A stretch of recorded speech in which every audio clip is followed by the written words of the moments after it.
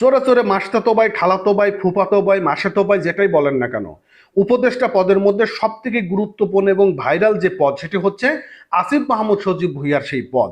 এবং তিনি ওই পদে আসার পর তার বিরুদ্ধে, তার বাবার বিরুদ্ধে যতগুলো এখনো পর্যন্ত দুর্নীতির ফেরেস্তা বেরিয়েছে, অন্য কোনো উপদেষ্টাদের বিরুদ্ধে কি এত ফেরেস্তা বেরিয়েছে? আমার তো মনে হয় না। টেন্ডারবাজি থেকে শুরু করে, চাঁদাবাজি থেকে শুরু করে নানান অপকর্মের সঙ্গে জড়িয়ে পড়েছে আসিফ মাহমুদ সজীব ভুঁইয়া। তারপরেও তিনি কি করে ওই জায়গাতে বহাল থাকে? এটি কি আমার কথা? এটা তো আমার কথা না, শুধুমাত্র তথ্যভিত্তি সংগ্রহ করার মাধ্যমে আমি আপনাদেরকে জানিয়ে দিচ্ছি।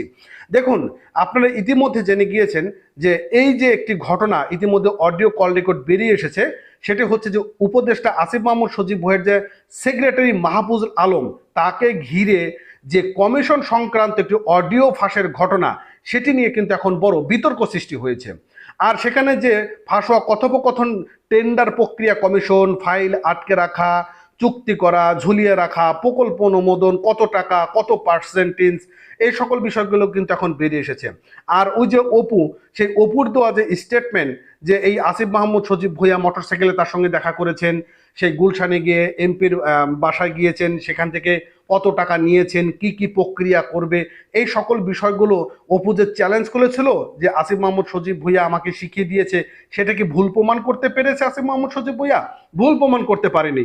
শুধুমাত্র একটা প্রেস বিজ্ঞপ্তি দিয়েছে সে নাকি তার বিরুদ্ধে মিথ্যা কথা বলছেন, কিন্তু প্রমাণ তো আর করতে পারেনি। একের পর এক এমন ঘটনা। এবং আগামী দিনে যখন সরকার থাকবে না, এই সরকার, নতুন সরকার গঠন হবে, তখন এই আসিফ মাহমুদ সজীব ভুঁইয়া বা এরকম আরো যারা দুই একজন রয়েছে, তাদের বিরুদ্ধে যে কি পরিমাণ রিপোর্ট বেরিয়ে যাবে, সেটাও কিন্তু একটা ভাবার বিষয় রয়েছে। বন্ধুরা, ঢাকা পোস্টে নিউজ এবং কালকণ্ঠ, যুগান্তরে অনেক ধরনের নিউজ প্রকাশ হয়েছে। কি বলেছে?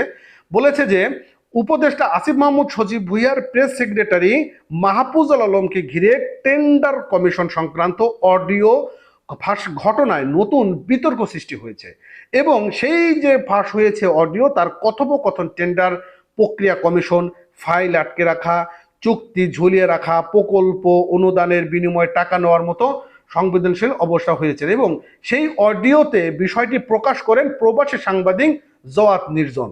তিনি জানিয়েছেন মাহফুজ আলমের যে সিডিআর বা কল লিস্ট এবং বিশ্লেষণ করতে দেখা গিয়েছে তিনি নিয়মিত দুবাইয়ের বিভিন্ন রিয়েল এস্টেট ও বিভিন্ন বিনিয়োগ কোম্পানির সঙ্গে যোগাযোগ করেন।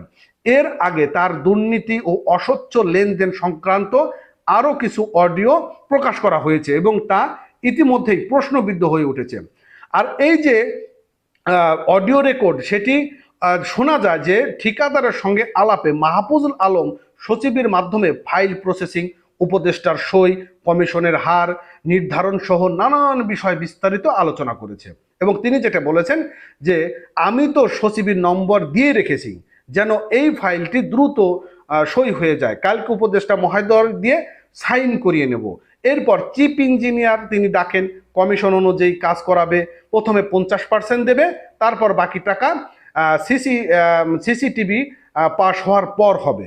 আর ঠিকাদারের প্রান্ত থেকে তাকে বলতে শোনা গেছে না না, নোয়া চুক্তিপত্র পর্যন্ত যাওয়া যাবে না, এবং পিডি চিফ ইঞ্জিনিয়ার ওরা মেনটেন করুন।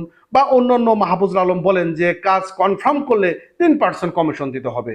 এবং কক্সবাজারের যে ডিপিডিসির কিছু কাজ চলছে 6% কমিশনে, এগুলো সবসময় মিড লেনের মাধ্যমে হয়। এবং আমি টেক্সট কল রেকর্ড দেখাবো যখন সচিবকে পাঠিয়েছি, এই সব যদি বলে চিফ ইঞ্জিনিয়ার করেছে তাহলে একেবারেই ভুল। এই যে একের পর এক যে বিভিন্ন রকম নথিপত্র, কত পার্সেন্ট দেবে, কি করবে, চুক্তিতে 2.5% থাকবে, 1.5% থাকবে, সবকিছু মিলে এখন এই আসিফ মাহমুদ সজীব ভুঁইয়া একটা বড় বিতর্কের জায়গায় সৃষ্টি করেছেন।